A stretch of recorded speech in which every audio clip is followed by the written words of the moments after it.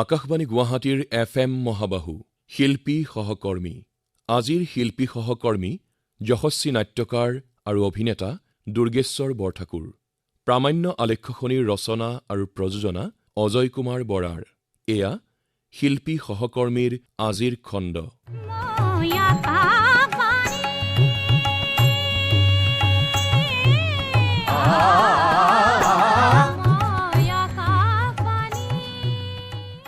All India radio' Shillong Guwahati কেন্দ্ৰৰ উজান বজাৰৰ লুইটৰ পাৰৰ খেৰী বঙলাত পতা ষ্টুডিঅ'টো আছিল এটা ভাড়াঘৰ।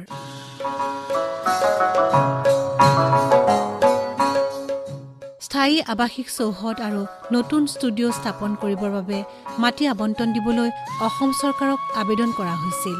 তেতিয়াৰ গুৱাহাটী চহৰ মানে উজান বজাৰ, পাণ বজাৰ, পল্টন বজাৰ আৰু ফাঁচী বজাৰ এই অংশকহে বুজাইছিল। 1957 চনলৈকে গুৱাহাটী চহৰৰ পূবলৈ চিটিবাছৰ শেষ আস্থান আছিল শিলপুখুৰী। চানমাৰী আছিল অটব্য অৰণ্য। চানমাৰীত তেতিয়া দিনতে বাঘ ভালুক ওলাইছিল।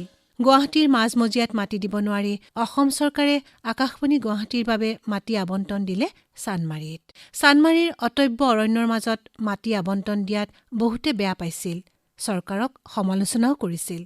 তেতিয়া তৎকালীন অসমৰ মুখ্যমন্ত্ৰী বিষ্ণুৰাম মেধিয়ে এইদৰে কৈছিল, অসম চৰকাৰে বহু ভাবি চিন্তিহে আকাশবাণী গুৱাহাটীৰ বাবে চানমাৰীত মাটি আবণ্টন দিছে। ভৱিষ্যতে চানমাৰীৰ আকাশবাণী গুৱাহাটীক কেন্দ্ৰ কৰিয়ে গুৱাহাটী চহৰ সম্প্ৰসাৰিত হ'ব। বিষ্ণুৰাম মেধিয়ে কোৱা কথাষাৰ আখৰে আখৰে ফলিয়াইছিল। চানমাৰীত আকাশবাণী গুৱাহাটীৰ আৱাসিক চৌহদ আৰু কেন্দ্ৰৰ ষ্টুডিঅ' গঢ়ি উঠাৰ লগে লগে গুৱাহাটী চহৰৰ দ্ৰুত সম্প্ৰসাৰণ ঘটিল।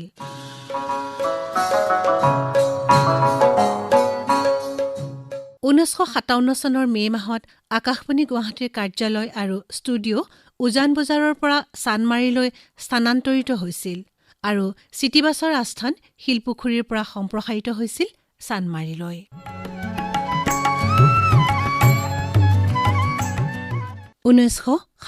চন all India radio' Shillong Guwahati কেন্দ্ৰৰ নাম সলনি কৰি আকাশবাণী গুৱাহাটী কৰা হৈছিল। আকাশবাণী শব্দটো আৰম্ভণিতে হিন্দী বা সংস্কৃত ভাষাৰ উচ্চাৰণৰ মতে আকাশবাণী বুলি উচ্চাৰণ কৰা হৈছিল। অসমৰ কৃতবিদ্যসকলৰ প্ৰচেষ্টাত পাছলৈ আকাশবাণীক অসমীয়া ভাষাৰ শুদ্ধ উচ্চাৰণ মতে আকাশবাণী কৰা হৈছিল।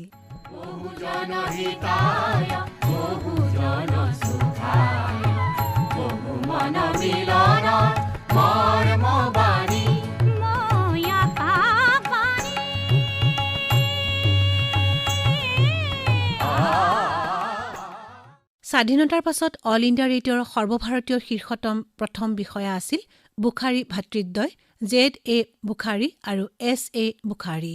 1948 চনৰ মে' মাহত কলিকতাৰ পৰা শ্বিলং গুৱাহাটী কেন্দ্ৰলৈ বদলি হৈ আহিছিল উপ সঞ্চালকৰূপে দিলীপ সেনগুপ্ত আৰু প্ৰথম অনুষ্ঠান কাৰ্যবাহী অসমীয়া বিষয়াৰূপে মৰহুম উবেইদুল লতিফ বৰুৱা।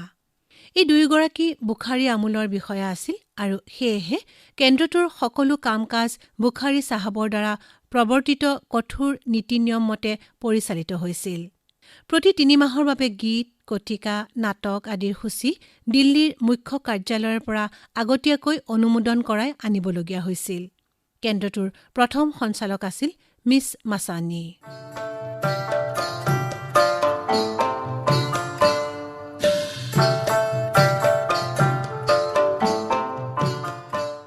জালুকবাৰীত 1953 চনত 10 কিলোৱাটৰ মিডিয়াম ৱেভ আৰু 1958 চনত 10 কিলোৱাটৰ শ্বৰ্টৱেভৰ ট্ৰেন্সমিটাৰ স্থাপন হোৱাৰ পাছত আকাশবাণী গুৱাহাটী কেন্দ্ৰৰ সেৱা সমগ্ৰ অসমত বিস্তৃত হৈ পৰে। ইয়াৰ লগে লগে উত্তৰ পূৰ্বাঞ্চলৰ বিভিন্ন জনগোষ্ঠীৰ গীত মাত আকাশবাণী গুৱাহাটীৰ পৰা প্ৰচাৰ আৰম্ভ হয়।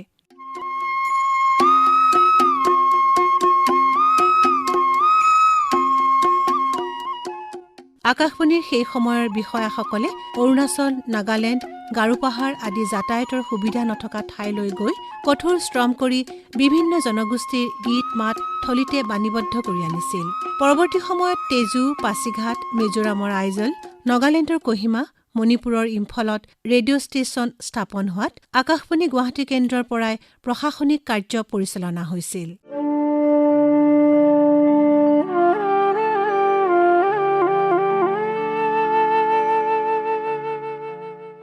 নাটক হৈছে সমাজ জীৱনৰ দাপোণস্বৰূপ। ভাৰতবৰ্ষত নাটক বৈদিক যুগৰ পৰা প্ৰচলিত আছিল। ইয়াৰ প্ৰমাণ ভাৰতীয় নাট্যশাস্ত্ৰ। অনাতাঁৰ নাটক ভাৰতীয় নাট্য জগতত এক নতুন সংযোজন। অসমীয়া ভাষাত অনাতাঁৰ নাটকৰ প্ৰথম সংযোজন ঘটাইছিল all India radio' Shillong Guwahati কেন্দ্ৰই।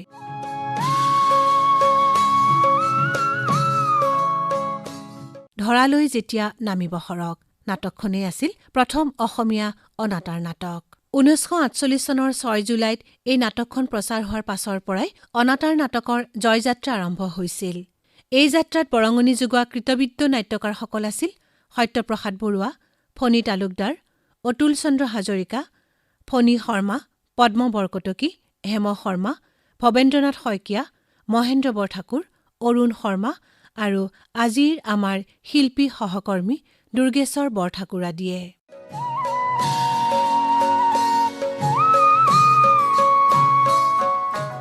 আকাশবাণী গুৱাহাটীত জ্যেষ্ঠসকলৰ মাজত প্ৰসাদ আৰু কনিষ্ঠসকলৰ মাজত প্ৰসাদ দা নামেৰে পৰিচিত দুৰ্গেশ্বৰ বৰঠাকুৰৰ জন্ম হৈছিল শিৱসাগৰ জিলাৰ জাজিত 1929 চনৰ 15 ডিচেম্বৰত। দুৰ্গেশ্বৰ শৰ্মাৰ নাম দুৰ্গেশ্বৰ বৰঠাকুৰ কেনেকৈ হ'ল সেই সন্দৰ্ভত তেখেতৰ পুত্ৰ ডাঃ শান্তনু বৰঠাকুৰে এক সাক্ষাৎকাৰত এইদৰে কৈছিল। দেউতাৰ জন্ম হৈছিলে জাজি মানে আমাৰ শিৱসাগৰ ডিষ্ট্ৰিক্টৰ জাজি টিয়ক পাৰ হৈ জাজি বামুণগাঁও বুলি কয় আমাৰ। তাতে চন্দ্ৰ শৰ্মা আছিলে মোৰ ককাৰ নাম, কিন্তু দেউতাকো দুৰ্গেশ্বৰ বৰঠাকুৰ, ককা চন্দ্ৰ শৰ্মা। সেইটো এটা ইণ্টাৰেষ্টিং কাহিনী। সেইটো মেট্ৰিকৰ ফৰ্ম ফিল আপ কৰোঁতে যিজন ডিলিং ক্লাৰ্ক আছিলে তেওঁৰ দেউতাৰ নামটো ভুলতে শৰ্মাৰ জেগাত বৰঠাকুৰ দিলে। দেউতাই যেতিয়া বদলাবলৈ গ'ল তেওঁ ক'লে বদলাব নালাগে যে তই সেইটো নামেৰে বিখ্যাত হবি। সেইকাৰণে দেউতাকৰ দুৰ্গেশ্বৰ বৰঠাকুৰ, আমাৰ গোটেই সোপা শৰ্মা।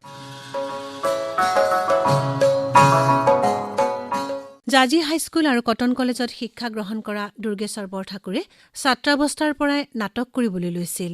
নাটকৰ প্ৰতি থকা স্পৃহাৰ বাবে দুৰ্গেশ্বৰ বৰঠাকুৰে ৰিজাৰ্ভ বেংকৰ চাকৰি এৰি কম দৰমহা স্বত্বেও আকাশবাণীৰ চাকৰিত যোগদান কৰিছিল।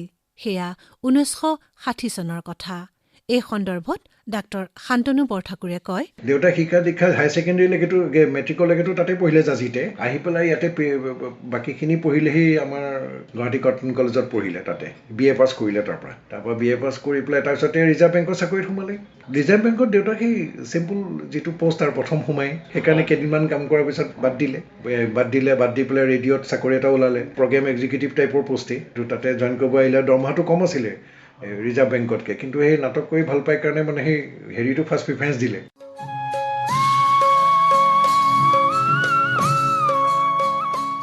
আকাশবাণী গুৱাহাটীৰ নাট বিভাগক সমৃদ্ধ কৰা নাট্যকাৰসকলৰ ভিতৰত আমাৰ শিল্পী সহকৰ্মী দুৰ্গেশ্বৰ বৰঠাকুৰো অন্যতম। তেখেতৰ কাপ মৈলামেদি নিগৰি ওলোৱা নাটক, তেখেতৰ বলিষ্ঠ অভিনয় আৰু অনুকৰণীয় কণ্ঠস্বৰে শ্ৰোতাৰ মন জয় কৰিবলৈ সক্ষম হৈছিল। দুৰ্গেশ্বৰ বৰঠাকুৰৰ হাস্যৰসৰ লেখনিৰ এই সন্দৰ্ভত আমাৰ আন এগৰাকী শিল্পী সহকৰ্মী মহেন্দ্ৰ বৰঠাকুৰে এঠাইত লিখিছে, বিহগুটিয়ে গৰু এজনী কিনি আনিলে। বাটতে আহোঁতে ইটো সিটোৰ প্ৰশ্ন, ক'ৰ পৰা কিনিলা, কিমান ল'লে, গাখীৰ দিয়ে নে নিদিয়ে, কিমান দিয়ে, ইত্যাদি ইত্যাদি। বিহগুটিৰ মূৰ গৰম হৈ গৈছে। এজনে এনেকুৱা ধৰণৰ প্ৰশ্ন সুধি ক'লে, গাইজনী অৱশ্যে দেখাত বেয়া নহয়, ৰংটোও ভাল, পিছে নেজডালহে অলপ চুটি। খঙে বিহগুটিৰ চুলিৰ আগ পাইছিলগৈ। ক'লে, হেৰি, নেজডাল মই বেলেগে কিনি অনা নাই নহয়। এনেকুৱা সংলাপ কোনে লিখিব পাৰে? একেটা বাক্যতে কোনে হুহুৱাব পাৰে? দুৰ্গেশ্বৰ বৰঠাকুৰে। এৰা আমাৰ প্ৰসাদ দাই। এজন কন্যাদায়গ্ৰস্ত বন্ধুৱে কথা প্ৰসংগত প্ৰসাদ দাক ক'লে, হেৰা, মোৰ ছোৱালীজনীৰ কাৰণে ভাল ল'ৰা এটা লাগেহে। বয়স কিন্তু 28ৰ ওপৰ হ'ব নালাগিব। মোৰ ছোৱালীৰ বয়স 22। প্ৰসাদ দাই তপৰাই ক'লে, 14 বছৰীয়া ল'ৰা দুটা দিলে হ'বনে? কথাই কথাই এনে বুদ্ধিদীপ্ত ধেমালি কৰিব কোনে জানিছিল? দুৰ্গেশ্বৰ বৰঠাকুৰে। এৰা আমাৰ প্ৰসাদ দাই।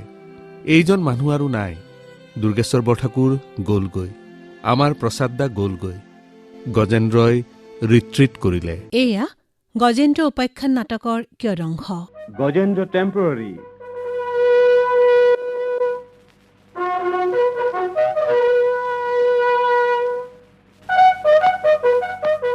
নিবেদন কৰিছে দুৰ্গেশ্বৰ বৰঠাকুৰে।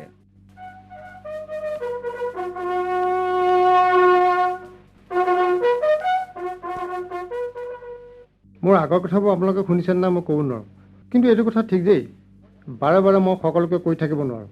মই এটা ক'লে মানুহে মোক 10টা কথা সোধে। মই মোৰ নাম ক'লে মানুহে মোক পিতাইৰ নাম, আইৰ নাম, মোমাইৰ নাম, গুৰিতে মই ক'ৰ মানুহ আছিলোঁ, এই বহুত সোধে। কওঁতে কওঁতে মোৰ মুখৰ ফেন ওলাই যায়, মই টান পাইছোঁ আৰু। সেইকাৰণে আগৰ কথা মোক নুসুধিব। ভালক বুলিয়ে মই মানুহক কওঁ, মনটো অলপ পাতল লাগে, কিন্তু তাকে লৈ চেল চেলাই থাকিলে ভাল নালাগে নহয়। সিবাৰ বাগানৰ পৰা অহা সেই গেটত কৈ দিয়া কথাখিনি কিমানে সুধিছে মোক। দুই একে আকৌ কয়, আজিকালি চাকৰি পাকেটা সিমান সহজ নহয় অ', তই পিটিশ্যন কৰ, আপত্তিৰে দৰখাস্ত কৰ।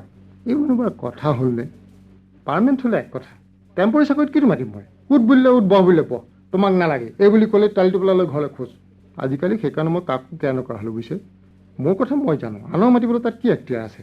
তহঁতে খুৱাইছেনে কিবা? পিতাই খুৱাইছে, মই ঘটিব নোৱাৰিলৈকে পিতাই মোক খুৱাবই লাগিব, সেইটো দুনীয়াৰ নিয়ম। তাকে ভাবি বুজিছেনে, চকু কাণ মুদি 4 বেলা 4 সাজি খাই আছোঁ। পিতাই কথা বতৰা নোকোৱা হ'ল, মই বেয়া পোৱা নাই, সেইটো টেম্পৰাৰী। চাকৰি পালে মাতিব, আইৰকো একো নাই, হাঁহেৰো ৰাজি মাহেৰো ৰাজি। বহুতে বহুত খবৰ দিয়েহি বুজিছে নাই। এজনে আকৌ ক'লেহি, গজেন তই হেৰিক লগ নধৰ কিয়? সোনকালে যা, তাৰ আকৌ ছুটি শেষ হ'লে মিছা হ'ব পিছত। আমাৰো ছুটি লৈহে আহিছে। সেইজন কোন জানে নাজানে? সেইজন মানে আমাৰ ওচৰৰ সেই বৰমুহৰি বাগানৰ পৰা আহিছে। মই নগ'লোঁ, বোলো এইবাৰৰ বাগান চাগানলৈ নাযাওঁ, গ'লে অলপ বেলেগ ঠাইলৈ যাম। বাগানবোৰ মানে গোটেই খুব চিনাকি মানুহে ভৰা বুজিছে নাই, লাজ লগা হৈছে আৰু। কথা নাই বতৰা নাই। তুমি দেখোন কেতিয়া আহিলা? পঢ়া শুনা এৰিলা হপায়, কিবা সুবিধা হৈছে নাই? এই ধৰিবকে নোৱাৰোঁ পিছতে কি ফেশ্বনত মানুহে কথাবোৰ কয়। মুঠতে মোৰ ভাল নলগা হ'ল আৰু। এজনে আহি আকৌ পিতাক ক'লেহি, হেৰি কৰাহে, তাক মিলিটেৰীত সোমাই দিয়া। এইবোৰ ল'ৰা মিলিটেৰীত যোৱাই ভাল।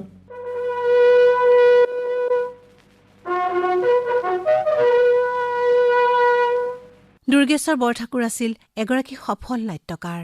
তেখেতে চাকনৈয়া, গজেন্দ্ৰৰ উপাখ্যান, দৈনন্দিন, বাম আৰলি, হয়নে হেৰা, বিহগুটিৰ বিলৈ, ৰত্নেশ্বৰৰ সংসাৰ, কিডনেপ, চোৰ চিপাহী, কোট, ধুমুহা, য'তে ৰাতি হয়, মুকুট আদি বহুকেইখন নাটক লিখিছিল।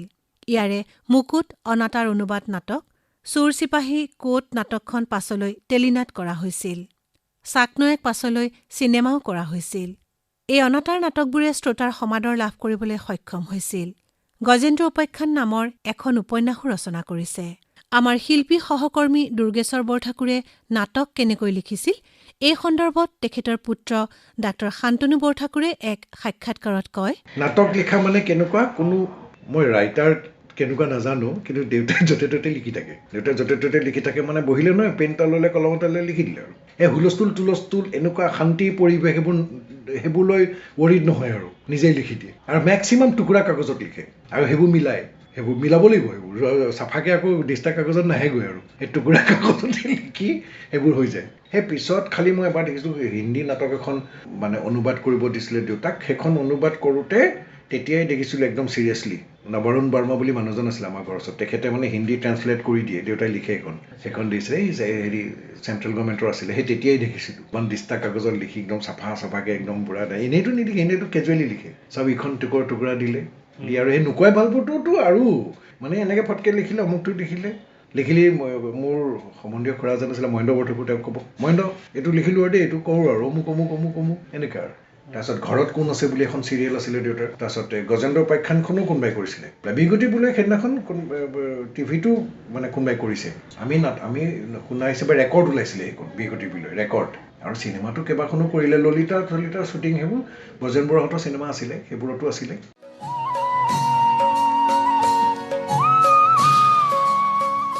দুৰ্গেশ্বৰ বৰঠাকুৰ আছিল মঞ্চ আৰু অনাতাঁৰ নাটক আৰু ধাৰাবাহিকৰ এগৰাকী সফল অভিনেতা। তেখেতে মঞ্চত হাস্যব্যংগ একক অভিনয় কৰিছিল। শ্ৰীমতী মহিমাময়ী, সুৰুজ, টেক্সি ড্ৰাইভাৰ, ককাদেউতা নাতি আৰু হাতী, ললিতা, শকুন্তলা, শংকৰ, জোচেফ আলী, অশান্ত প্ৰহৰ আদি কেইবাখনো চিনেমাত অভিনয় কৰিছিল। এয়া ককাদেউতা নাতি আৰু হাতী ছবিৰ কিয়দাংশ।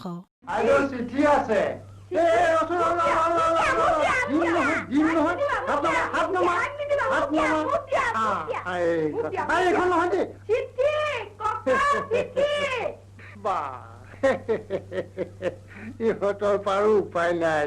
ককাই প্ৰসাদ লোৱা। দিয়ক। ককাই ঘৰৰ ফালে ভালনে? ভাল নহলেও আইদেউ আৰু আপোনাৰ এই মাতষাৰ শুনিলেই বেয়া হলেও আপোনাৰ ভাল বুলি কবলৈ বাধ্য হওঁ। কেলে? এই চাওকচোন আইদেউ, এই 4খন গাঁৱৰ মানুহক মই চিঠিৰে খবৰ যোগাওঁ, কিন্তু অমুকাৰ ঘৰৰ খবৰ লওঁতা কোনো নাই। মাথোন সোধে মণিহঁতৰ কাটি চিঠি আছেনে, মণিহঁতৰ আছেনে? তহঁতলৈ সেই ওপৰৰ গণেশ দেৱতাই পঠিয়ালেহে মণিহঁতৰ পাবি। আইদেউ, এই খৰি এইবিলাক কিনি অনা নেকি? নহয়, বাৰিচুকৰ গছডাল ধুমুহাত পৰিছিল, তাৰেহে খৰি। বৰ ভাল নহ'ব যেন পাইছো দেই। বেয়াও নহয়, ৰাতিপুৱাতে জ্বলোৱা জুই এতিয়াও জুহালত জ্বলিয়ে আছে। এতিয়াও জ্বলিয়ে আছে? আইদেউ, এই খৰিবিলাক এনেকৈ পুৰি পুৰি কিন্তু ভাল কাম কৰা নাই দেই অনাটনৰ দিনত। এনেই জ্বলোৱা নাই, পানী উতলাইছো। ভাল কৰিছে আইদেউ, ভাল কৰিছে। এই পানী আপোনাৰ উতলি থাকিলে তাতে সেই চাউল দুটামান পেলাই দিলে আপোনাৰ ভাত হ'ব, বুজিছেনে নাই? আৰু সেই আলহী দুলহী আহিলে মানে এই চেকনিত কিবা দুটামান লৈ তাতে চেনি চাহপাত অকণ দি মানে চাহ হ'ব সেইটো। ককাই চাহ পানী এটোপা খাবৰ মন গৈছে, তাকে পোনাই কলেই হ'ল। এই ঘূৰি ঘূৰি চিঠি বিলাই ফুৰোতে আইদেউ এই পোন কোনফালে আছে মই পাহৰিয়ে গৈছো। চাকনৈয়া ছবিৰ বাবে আমাৰ শিল্পী সহকৰ্মী দুৰ্গেশ্বৰ বৰঠাকুৰে এটি গীত লিখিছিল। গীতটিত কণ্ঠদান কৰিছিল মিহিৰ বৰদলৈয়ে।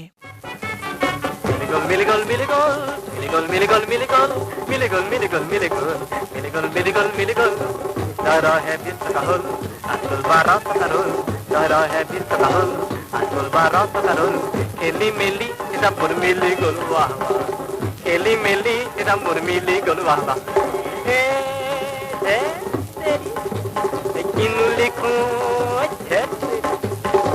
বারে বারে ভুল কর মই ভুল করু বারে বারে বারে বারে ভুল কর মই ভুল করু বারে বারে খেলি মেলি এটা মুরমিলি গলু খেলি মেলি এটা মুরমিলি গলু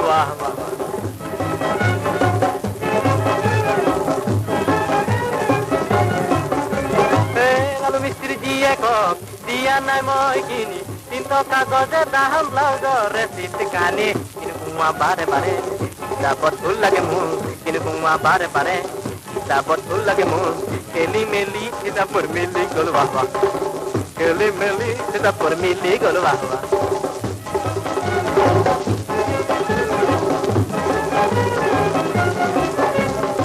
পেট্রলত দিলু মই 10 টাকা মোক রবিকুলে দিব লাগে 1.5 টাকা এই কিকির ধুম পাহান দুয়ার বিতলাত আপয়তার খাস খুদ ও রফিক পারে আছে 20 টাকা হল বিগল কেনে মজা পারে আছে 20 টাকা হল বিগল কেনে মজা খেলি মেলি এটা মুরমিলি গলু খেলি মেলি এটা মুরমিলি গলু মিলিগল মিলিগল মিলিগল মিলিগল মিলিগল মিলিগল মিলিগল মিলিগল মিলিগল মিলিগল মিলিগল মিলিগল। দুৰ্গেশ্বৰ বৰঠাকুৰৰ ব্যংগ অভিনয়ৰ শৈলী আছিল অভিনৱ। ৰসিকতা বা ব্যংগ অভিনয়ৰ ক্ষেত্ৰত তেখেতে সূচনা কৰিছিল এক নতুন শৈলী, নতুন ধাৰা। তেখেতৰ অভিনয় আছিল স্বাভাৱিক, হৃদয়স্পৰ্শী, সংবেদনশীল অথচ বিনোদ সুলভ, কিছু আণ্ডাৰ এক্টিং অথচ তীক্ষ্ণদাৰ আৰু নমনীয়। নিজে ৰচনা কৰা নাটকৰ বাহিৰেও মহেন্দ্ৰ বৰঠাকুৰ, অৰুণ শৰ্মা আদি প্ৰখ্যাত নাট্যকাৰৰ নাটকতো অভিনয় কৰিছিল। অসমৰ প্ৰখ্যাত ঔপন্যাসিক আৰু নাট্যকাৰ অৰুণ শৰ্মাৰ সৈতে ঘনিষ্ঠ সম্পৰ্ক আছিল দুৰ্গেশ্বৰ বৰঠাকুৰৰ। অৰুণ শৰ্মাৰ বহুকেইখন নাটকত দুৰ্গেশ্বৰ বৰঠাকুৰে অভিনয় কৰিছিল।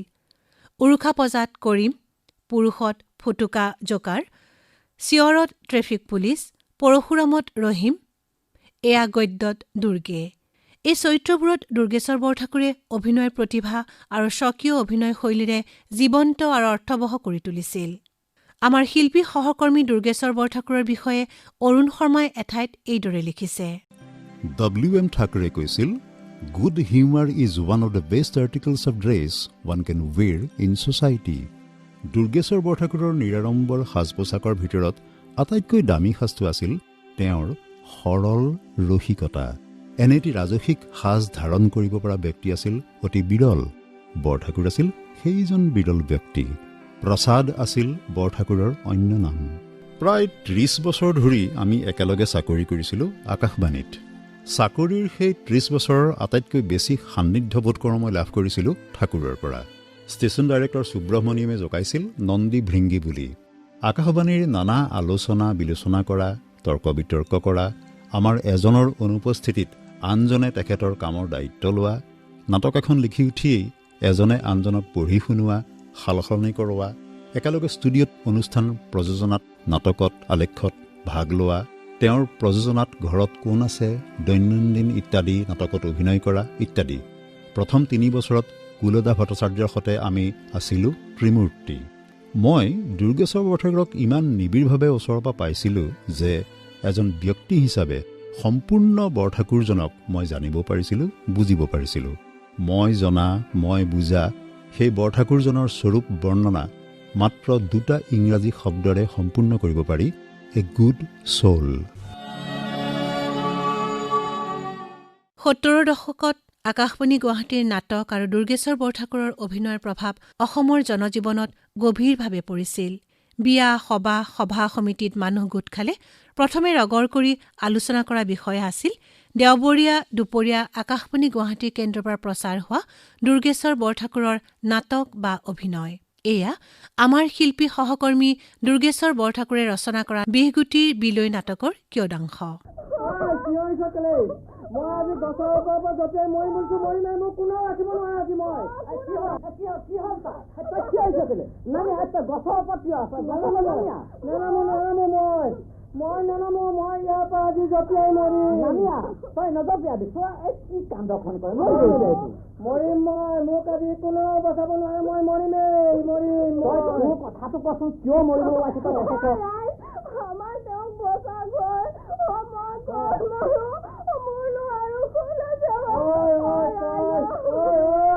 নাকান্দিবি জানকি। ইমানবোৰ ৰাইজৰ আগত মৰিব পালে মই বৈকুণ্ঠলৈ যাম। হেৰৌ বেজাৰ কৰিছো কেলে মিছাকে? নামি আহে ভৈনীয়েজনী কথা ভাবি নাচাওঁ কেলে? যদি মৰিব নালাগে তেতিয়াহ'লে গাঁৱৰ গোটেই ৰাইজক মাতি আনক, নহ'লে মই মৰিম বুলিছো, মৰিমেই মই।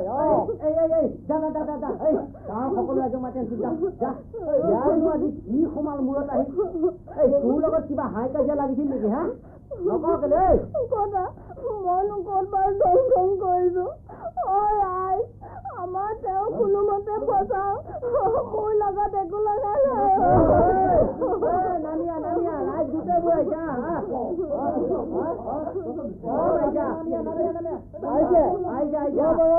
মোৰ কথা আছে, মাইকী মতা আটাইবোৰ আহিছেনে নাই? মোৰ কথা আছে। কৈ পেলা নামি আছো। কতে নামি আছো গছৰ পৰা। আগে মই কথা কম, পিছতহে মই নামিম।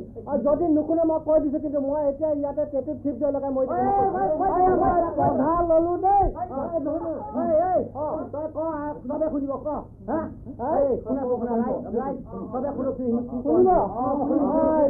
মনে শুনক চবে। শুনক ৰাইজ, এই যে গছৰ তলত গৰুজনীয়ে পোৱালিটোৱে দেখিছে নহয়, মই কিনি আনিছো। তাৰ ৰং হল মুগা, দেখিছে। দাম হল 3 কুৰি 5। দলনি ঘাঁহে খাই মাকে জীয়েকে। গাখীৰ 3 পোৱাকে দিব বুলি কৈছে, আৰু ভালকে খোৱালে আৰু দিব বুলিও কৈছে গৃহস্থই। দেওৰা জপনা মোৰ গৰুৱে নাভাঙে, ভাঙিলে আপোনালোকে গম পাব। পোৱালিটো গৰুৰ লগতে আনিছো মই, বেলেগে দাম দি কিনি অনা নাই। এইখিনিয়ে ৰাইজ মোৰ গৰুৰ কথা। এই গৰুৰ কথা খুজি মানুহে মোক হাইৰাণ কৰিছে ৰাইজ। আন কাম বাদ দি গৰুৰ বিষয়ে লেকচাৰ মাৰোতে মোৰ মুখৰ ফাইন ওলাই যায়। গতিকে ৰাইজ, আজি মই সমূহ ৰাইজক এইখিনি কথা কৈ থলো দেই। আজি পৰা যেন কোনেও মোক গৰুৰ কথা নুসুধে, আৰু সুধিলে মই কিন্তু গৰুটো বেছি দিম কৰিছো।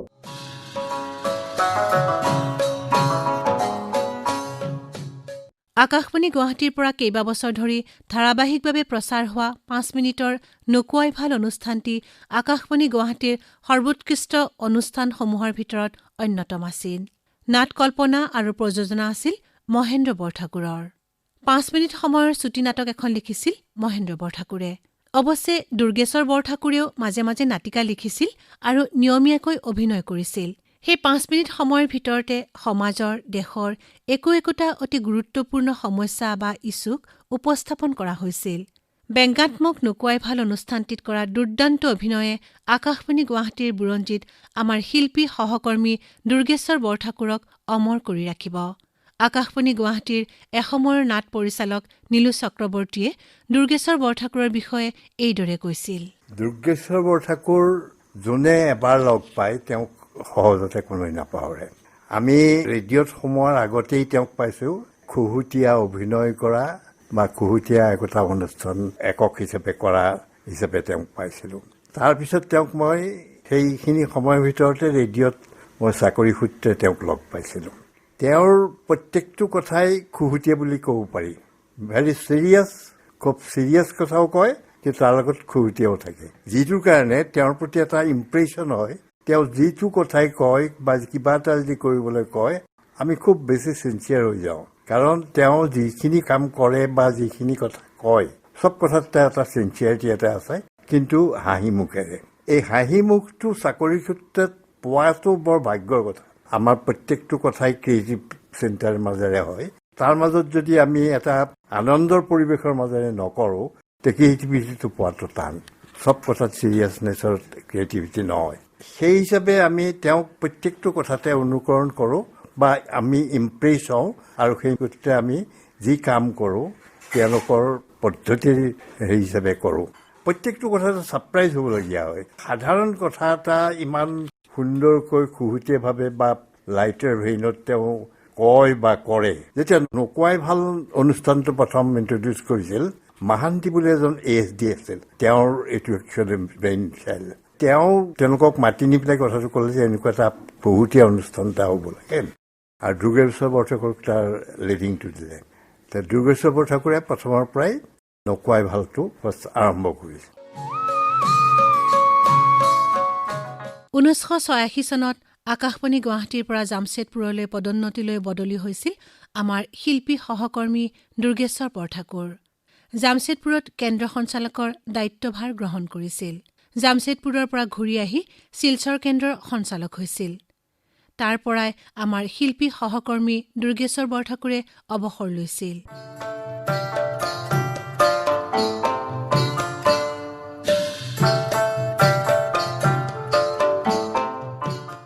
1996 চনত শেষ নিশ্বাস ত্যাগ কৰা এইগৰাকী প্ৰচাৰ বিমুখ হাস্য ব্যংগ ৰসৰ যশস্বী নাট্যকাৰ আৰু অভিনেতা আমাৰ শিল্পী সহকৰ্মী দুৰ্গেশ্বৰ বৰঠাকুৰ নৱপ্ৰজন্মৰ বাবে প্ৰেৰণাৰ অমল উৎস হওক, তাকেই কামনা কৰিছো।